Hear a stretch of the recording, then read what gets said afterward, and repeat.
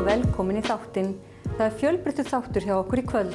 Við ætlum að byrja á því að heimsækja Friðrik Einarsson, framkvæmdastjóra hótelsins Northern Light Inn, en hann ætlar að leyfa okkur að líta inn í heilsulindina sem meðal annars að finna 3 tegundir á gufuböðum. Næst ætlum við að heilsa upp á þau hjón, Hrund Sigurðardóttur og Arnar Þorsteinsson sem eru saman í fyrirtækjarekstri með góðri útkomu og fá að heyra tilurð og sögur fyrirtækisins að þvottþrif. Í þáttunum til okkar í kvöld kemur líka hann Bergsteinn Gunnarsson sem eigandi fyrirtækisins Skelin. En Skelin sérhæfir sig meðal annars í því að vera með svalalokanir með opnalegum glerveggjum með góðri útkomu. Það verður spennandi að sjá hvað þau eru með í boði.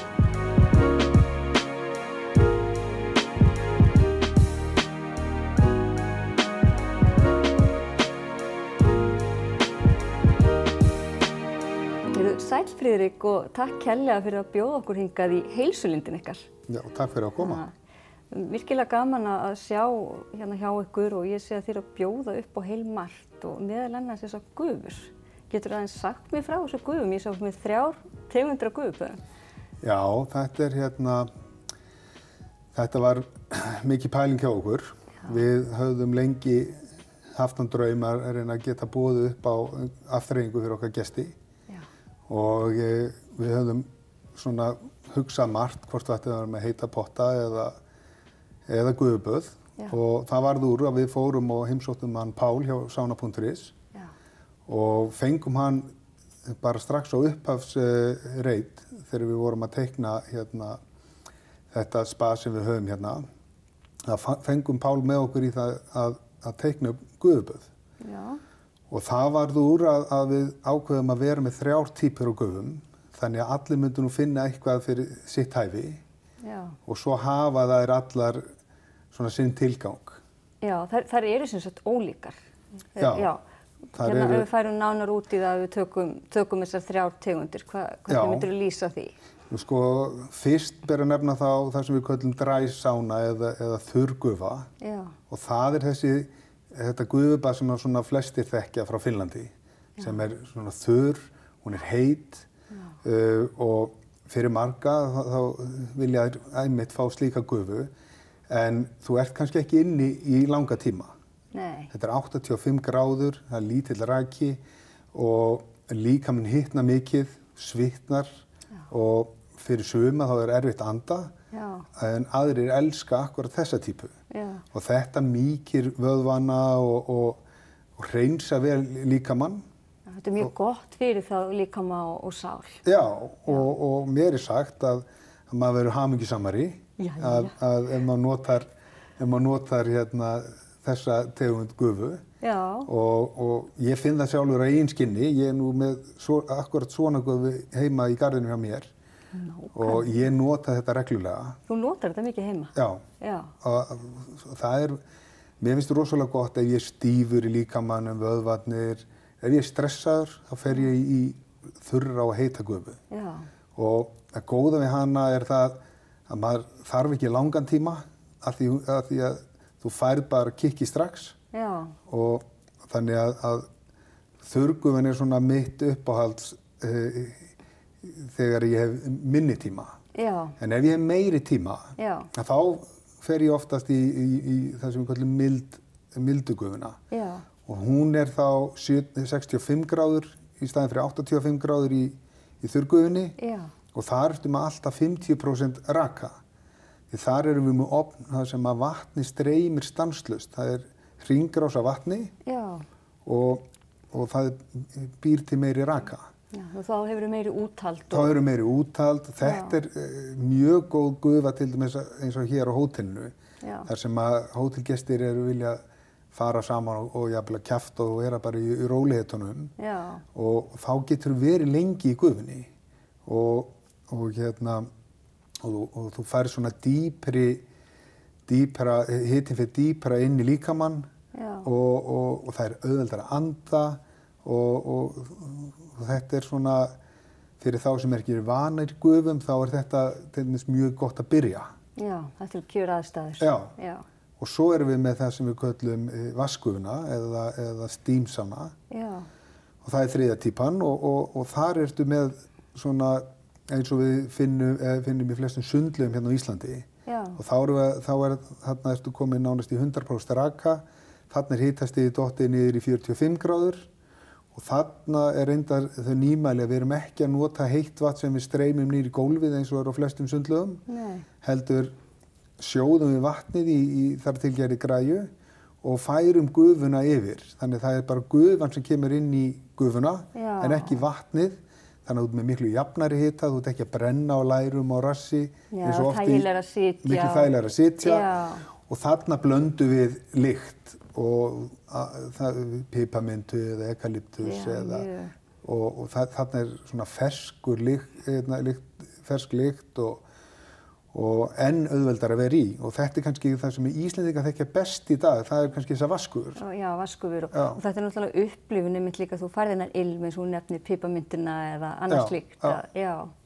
Þannig að og verandi með þessar 3 gufur, það sem að ég var mjög ánægð með hjá Páli að hann kom með þessu hugmynd alveg strax. Og við finnum það þegar við erum að tala við okkar hótelgesti að þeim finnst þetta mjög þægilegt að geta valið mismunandi týpur. Ég hef komið á hótel þar sem er bara ein týpa, jafnvel ísköld gufa eða hérna er þetta bara þannig, þetta er allt stillt í tölvum, kviknar á sér sjálfkrafa á morgnana og slekkur á kvöldin, alltaf réttur hitastigið, og þannig að þetta er svona bara ofsalega þægilegt og við finnum það hjá gestum sem koma, þau ná að slaka mjög vel á í þessum gufum. Þau eru ánægðir með þetta er náttúrulega góð þjónusta og þarna hefur það valið og annað. Já, algjörlega. Svo bjóðið það ekki upp á að hótelgestir geta farið síðan í hvíldarherbergi að loknu gufu. Já, og það er reyndar, ég veit að Páll verður ekkert ánægð með það því ég þegar að spurja gestina hvað var best við þetta. Þá er það flestir sem nefna hvíldarherbergið. Og það er hins vegar svo mikilvægt með gufunni. Það er að þú fer ekki í gufu og svo bara hleypur út og þú veist, gufan er til að hjálpa að slaka á, mýkja upp vöðvana og bara fá þig til að svona anda. Og þá er rosalega gott að fara inn, hótelgestinir okkar þeir fá sloppa, koma úr gufinni, fara í sloppinn, inn í hvíldarherbergið og þar eru við með þetta listaverk frá henni Miriu Samper og látum vatnið aðeins flæða í herberginu og svo leggjast menn út af í bekkjunum, breiðið við sér teppi. Einhverjir fara að frjóta, en fyrst og fremst eru menn aðeins að ná sér niður eftir gufuna því að til dæmis ef þú fyrir heita gufu þá getur þú fengið svolítið örari hjartslátt og þá er rosalega gott að hvíla sig aðeins á eftir. Já, þetta er þú veist að upplifun verður bara enn betri fyrir vikið. Miklu betri. Og hugmyndafræðin okkar er svolítið þessi með okkar heilsulind er það að þú ert að koma til að slaka á. Og þá er hvíldarherbergi mjög mikilvægur hluti af gufukonseptinu. Já, þetta er alveg bara heild á myndin. Ég get vel ímyndað mér það, en þetta laðar að, svo sannarlega, þegar maður skoða þetta. Við finnum það líka að þetta er reyndar eingöngu í boði fyrir okkar hótelgesti, þannig að þetta er ekki í boði fyrir gest og gangandi, menn verður að vera gestir á hótelinu. En við finnum það að hótelgestinir okkar, þeir taka þessu mjög fagnandi og þetta er mjög vel nýtt. En svo er þið líka með annað hérna, stórskemmtilegu klefana sem hvað allir geta komið í. Já, það er flottangarnir okkar sem við köllum það er mjög skemmtilegt líka og það er þannig að við erum með 2 svona flottanga og það er eins og þú segir opið fyrir alla vegna þess að þú ert í rauninni að fá aðgengi að herberginu og herbergið ekki herbergið heldur tíminn er klukkutími þar sem að þú ferð og flýtur og tangarnir eru þannig það er 1000 lítrar af vatni og við blöndum í þetta 850 kílóum af salti magnísíum salti og þarna flýtur í þyngdarleysi og þetta er alveg dásamleg upplifun að prófa. Já, hvað gerir þessu upplifun fyrir maður? Þetta er mjög spennandi. Já, þetta er þannig að saltið, það fer inn í líkamann í gegnum húðina og það mýkir alla vöðva. Þú ert í þyngdarleysi inn í þessu hylki. Það eru mjög fáir, þó þeir segi við okkur að þeir séu innilokunarkennd.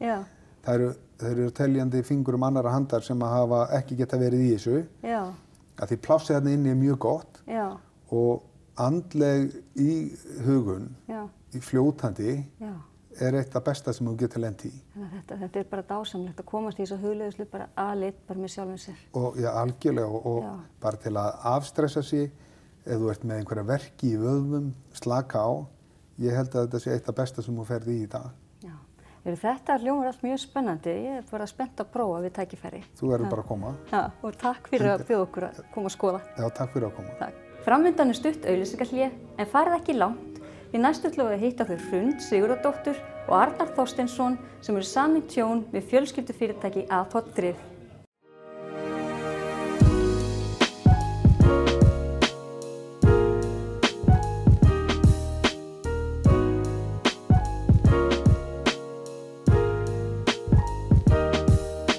Þetta sælverði Hrund og Arnar. Sæl. Bara velkomin í þáttinn okkar. Takk fyrir að bjóða okkur. Mér langar aðeins að heyra sögu og bara tilurð fyrirtækisins Athot Þrif. Já, ég skal taka það. Já. Ég sem sagt aðalstofnandi félagsins, stofnaða 2006. Já. En ég sem sagt byrjaði 98 og var þá bara í gluggaþvotti og var með svona svokallaðan gluggaþvottakúrs sem ég flutti inn frá Bandaríkjunum. Já. Og fór svo á milli fjölbýlishúsa í Grafarvogi þar sem ég var alinn upp. Já. Og gekk þar á milli bara bauð gluggaþvott. Þar af leiðandi fékk ég vinnu bæði á sumrin og svo fyrir jólin. Þetta því að það hentaði vel að þvo gluggan á sumrin rétt fyrir áður en sumarið kæmi og svo einnig fyrir jólin sko. Dugnaður. Já, þannig að þetta var svona mjög jákvætt sko. Já. Svo bara var ég búinn að finna leiðir til þess að reynsa svona úrfellingar og steypu úr gleri. Já. Þar af leiðandi gat ég unnið með byggingaverktökum og var mikið að gera það með nokkra stráka með mér. Svona í kringum 2002 sennilega. Já. Og síðan vorum við að vinna mjög stórt verkefni í Sjálandinu og þar af leiðandi svona leiddi eitt að öðru. Við vorum bara að vinna utan á húsinu og þá skildist mér að einn annar hreingerningaverktaki hafði eitthvað klúður á málunum og þeir menntaði aðstöðu að þrífa eina íbúð fyrir skil og spurði mig bara hvort ég hefði ekki áhuga á að þrífa hana sko. Og ég sagði bara, jú, ekkert mál, ég skal gera það og þreifa hana og þá kom ég ljós að það var bara himinn og haf á milli þrifa og þeir fannst þetta svona hálf ótrúlegt þannig að þeir vildu prófa þetta aftur. Það voru svona ánægðir með þín þrif sem sagt. Já, og þannig að þeir gerðu þetta aftur og viti menn, það var bara aftur eins og þá fengum við bara allt Sjálandið á einu bretti þannig að þetta var í kringum 2004, þetta því ég var í námi þá og þá tók ég ákvörðun að bara hætti í Tækniháskólanum, ég var í iðnaðartæknifræði og var sem sagt með Hrund og við vorum að eignast okkar fyrsta barn þarna á þessum tíma og þá bara var ákvörðunin tekin að fara á fullt og síðan stofnuðum við félagið 2006 og höfum verið að reka það síðan saman, bæði ég og kona mín og bróðir minn. Frábært. Og þetta svona stutta útgáfan af sögunni. Sögunni. Það var mjög skemmtilegt og áhugavert að heyra að svona ungum maður fer að þrífa gluggana og færa þarna greinilega þessa uppgötvun, eins og þú segir, með úrfellinguna og svo bara í verktaki. Jú, algjörlega. En þegar við erum svona, getur þú aðeins sagt mér hvað eru svona ykkar helstu áherslu, upp á hvað þjónustu eru þið að bjóða hjá Athot Þrifum í dag? Já, við erum bara að bjóða upp á svona alhliða hreingerningaþjónustu. Við erum mest í daglegum þrifum fyrir fyrirtæki. Alveg frá 1-2 skiptum í mánuði og alveg upp á hvern einasta dag, allan daginn. Já. Og svo erum við með sérverkefnadeild, þar erum við með iðnaðarþrif fyrir byggingaverktaka. Þar erum við að þrífa til dæmis nýbyggingar og fyrir skil til dæmis. Og svo erum við með flutningsþrif fyrir einstaklinga, við erum með gluggaþvott, þar eru sigmenn líka. Já, þeir eru með heilmikið þjónusta sem það bjóð upp á. Og gólfin og mygluþrifin. Það er ýmislegt. Já, eins og mygluþrif. Hvernig virka þau? Já, við erum náttúrulega búin að sérhæfa okkur svolítið í því, búin að vera að fara á námskeið og taka ákveðin námskeið sem við þurfum að taka og klára og erum með sérhæft fólk í þessum þrifum. Við erum til dæmis bara núna í þessum tölu orðin bara í þessu húsi, þá erum við með til dæmis hérna í 870 fermetra húsi og við erum með bakrými hérna fyrir aftan þar sem við tökum inn búslóðir hjá fólki og fyrirtækjum og hreinsum þær þar sem það kemur úr myglum og setjum inn í ósonsklefa og við gætum þess að sé það jafnvel, það er bara í gangi akkurat núna. Akkurat núna, já. Þetta er áhugavert. Hefur þetta aukist, þessi þjónusta? Já, svolítið. Já, það hafa gert það. Svo þau eru svona upp og niður. Það náttúrulega ákveðin svona paranoia í þjóðfélaginu yfir þessu. Já, þetta áhugavert með myglu hreinsunina og líka bara gott að vita að bjóða upp á þessa þjónustu.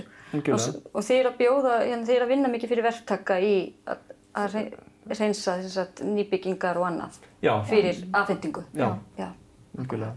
Bara allra síðustu úr íbúðina áður en fólk flytur inn. Bara rétt áður en fólk var afhent, sko. Já, eru þið ekki með mikið af föstum viðskiptavinum? Jú, við erum með töluvert mikið af þeim. En fólk getur hvenær sem haft samband við ykkur og fengið þessa ýmiss konar þjónustu sem þið nefnið bara? Já, það er hægt að senda fyrirspurningar á heimasíðuna okkar. Já. Það er hægt að senda tölvupóst eða hringja. Já. Þannig að það er bara að gera. Akkurát. En þetta er orðið mjög umsvifamikið fyrirtæki, ekki? Þetta er ekki stækkað mikið? Jú, við erum 3. stærsta fyrirtækið á landinu í dag. Í þessum bransa, í ræstingum. Ekki yfir heildina á Íslandi, bara í ræstingageiranum. Það erum við 3. stærst og við erum mjög stolt af því. Og þetta snýst kannski ekki um það að vera stærst, sko. Þetta snýst um það að fyrirtæki er bara starfsfólki, sko. Við erum ekki fyrirtæki, við erum bara hluti af fyrirtækinu. Númer 1, 2 og 3 er starfsfólki okkar og svo að sjálfsögðu viðskiptavinir. Og við erum náttúrulega bara að selja þjónustu, við erum ekki að selja vöru. Þannig að það skiptir rosa miklu máli að ná, skemmdu eplunum ef ykkur kemur inn út af því að þetta getur haft áhrif á þjónustuna okkar. Og hluti af okkar gildum er náttúrulega bara fagmennska, heiðarleiki og þjónustulund. Það er þessi 3 gildi. Og þetta skiptir okkur gríðarlega miklu máli og við viljum innleiða þetta til fólksins okkar. Og það sé company-minded, ef ég má sletta aðeins. Og vera með svolítið blátt í hjarta. Það er náttúrulega hluti af logoinu okkar. Þannig að þetta skiptir gríðarlega miklu máli. Þetta er frábært hjá okkur og gaman að fá að heimsækja svona fjölskyldufyrirtæki sem blómstrar og ég bara hef mjög gaman á sögunni bak við þetta líka. Já, takk fyrir það. Ég bara óska okkur góðs gengis og takk fyrir að bjóða okkur að koma hingað. Takk fyrir okkur. Takk. Eru velkomin hingað í þáttinn til okkar, Bergsteinn. Þakka fyrir. Eru þið að gera góða hluti hjá Skelinni og ég hef heyrt að hjá ykkur er hægt að panta sér gler og glugga fyrir svalir þannig að þá er hægt að halda inn í hitanum og stækka rýmið. Er það ekki rétt hjá mér? Jú, það er það. Við erum í þessu svalaskjólum sem að gera það verkum að þú getur lokað svölunum svona nánast 100%. Þetta er þó 95–98% lokun, það er það sem þetta er ekki alveg þétt. Og það stækkar svalirnar heilmikið og fær loknur á svalirnar og skapar þér mikið rými. Þó þetta sé ekki herbergi, þá er þetta heilmikið rými sem þú færð í flestum tilvikum, góða svalir. Og við framleiðum þetta með leyfi frá þýskum framleiðanda og framleiðum svalaskjólinn sjálfur. Þannig að fólk getur sérpantað, þið smíðið þá bara eftir sérþörfum hvers og eins? Við smíðum bara eftir stærðina á svölunum. Já, þetta er ekki neitt standard. Við komum og mælum upp svalirnar og við tökum öll mál og tökum ábyrgð á því og við framleiðum svo og veljum eða pöntum gler í það sem bara passar. Og sjáum pakkan alveg frá A til Ö, sko. Og það er náttúrulega mjög skemmtileg samsetning á þessu. Þið glerjið þá allar svalirnar á handriði og svo er bara hægt að opna þetta allt saman. Já, það er hægt að opna þetta og í raun og veru þegar þannig viðrar að þú hefur sólina á svalirnar eða vilt hafa opið, þá getur þú opnað þetta og dregið alla flekana frá. Þannig að þetta er svona bara næst í 100% opna svalirnar eins og það væri ekkert á þeim. Og það kemur mjög skemmtilega út svoleiðis. Þá er ekkert að hindra eitt eða neitt. En þið eru einnig líka að hanna og smíða svalahandrið. Það er eiginlega mikið sem við höfum verið að vinna það fyrir verktakana, handrið inn í byggingunum. Og þar höfum við verið að gera mjög öflug handrið sem eru tilbúin til þess að taka við svalalokunum. Og það er tiltölulega auðvelt að setja upp svalalokanir í framhaldinu ef það er ekki innifalið hjá verktakanum. En þá er það mjög hentugt að setja svalarlokunum upp í framhaldinu. Því að þau eru handriðir hannað með það fyrir augum að sé hægt að loka svalunum. Ef maður er að fara í eldri byggingar eða þar sem kannski handriðið er ekki hugsað beint til þess að loka, þá getur það verið svona smá æfingar sem þarf að gera til þess að það gangi vel upp. Já, þannig að þá þurfið að fara í önnur verkefni til að undirbúa það að koma flekunum á. Já, það er svona aðlega hugsanlega handriðið eða gera eitthvað aðrar ráðstafanir til þess að geta lokað. Það er svona aðeins meiri vinna en við lokum öllum svonum. Það hefur ekki komið fyrir það sem við höfum ekki getað lokað. Það er frábært gott að vita. En er ekki orðið eins og út að segja miklu meira það að þegar verktakar eru að byggja þessi bæði stærri fjölbýlishús og annað, að það sé verið að gera þessar ráðstafanir, að fólk geti lokað? Jú, það er nú mjög vaxandi í því og er eiginlega mjög gott bara fyrir kaupendur að verktakinn sé búinn eða byggingaraðilinn sé búinn að ganga þannig frá byggingunni að það sé hægt að loka. Það getur tekið, töluverð vinna kannski fyrir nýja eigendur að íbúðunum ef það hefur ekki verið samþykkt á húsið að setja svalarlokanir. Akkúrat. Það er töluverð vinnu þar í kringum það. En sem þið bjóðið náttúrulega upp á þessa góða þjónustu, þið mætið til einstaklingana, hvort sem það er í einbýlishúsi eða fjölbýlishúsi og takið málin og gerir tilboð, er það ekki? Jú. Og svo hvað er sirkað afhendingartími frá því að fólk pantar sér slíka fleka eða? Það er nú náttúrulega dálítið misjafnt eftir svona aðstæðum en yfirleitt segjum við 2-3 mánuði. Það er svona sjaldnar að það séu minna en 2 mánuðir og við reynum að standa við það í flestum tilvikum. Ég held að það sé bara svona að við séum yfirleitt með 3 mánuða, við náum því innan 3 mánuða. En það er náttúrulega stundum stórverk sem er í gangi og misjafnlega stendur á. En 3 mánuðir á að duga. En þetta er en ég hef sjálf tekið eftir því þegar maður keyrir bara borg og sveitir að það er mikil aukning af fólk með lokaða svalir og þetta er orðið mjög heimilislegt og þetta greinilega mikil viðbót fyrir fólk. Já, það er ekki spurning þó að þetta sé ekki upphitað rými sem slíkt á einu grad. Þá er fólk náttúrulega bara með sín garðhúsgögn og jafnvel meiri húsgögn heldur en það. Og þetta náttúrulega liggur ekki undir skemmdum eða þetta væri opna svalir, þá bæði ryk og skítur sem kemur inn á þetta og náttúrulega bara í sömu tilvikum sem húsgögn og grill er að fjúka af svölum. En þegar þú er búinn að loka þessu þá ertu komið með rými sem þú getur notað nánast allt árið, myndi ég segja. Og bara leið og það kemur smá sólarglenna þá er honum þunn hiti inn á svölunni. Þá þurfa menn að opna bara frekar heldur en að gera eitthvað til að létta á, sko. Það er frábært að hafa þennan möguleika og geta auki lífsgæði sín með þessum hætti og okkar góða Íslandi. Já, einmitt. Eins og veðurfarið er á Íslandi, þá er það nú svona bara yfirleitt að það þarf að vera með þetta svona gott skjól til þess að geta notið út verðunar. Það er bara þannig. Við erum náttúrulega auk þess að vera í þessum handriðum og svalarskjólum, þá erum við verið í svona lokun á stígagöngum mikið fyrir verktakana líka. Og síðan þetta, eins og segja, er frá fyrirtæki sem heitir Solalux sem framleiðir þetta og þeir eru mjög stórir í gluggum, hurðum og annað þvíumlíkt, í gleri og annað þvíumlíkt, mjög vandað fyrirtæki. Og hefur líka verið að markaðssetja það að vissu leyti, en aðalatriðið er þessi svalarskjól og handriðin sem við höfum verið að vera með.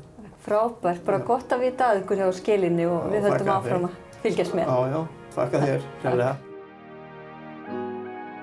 Fleira verður ekki þættinum að sinni, en við sjáumst að viku liðinni. Verið sæl.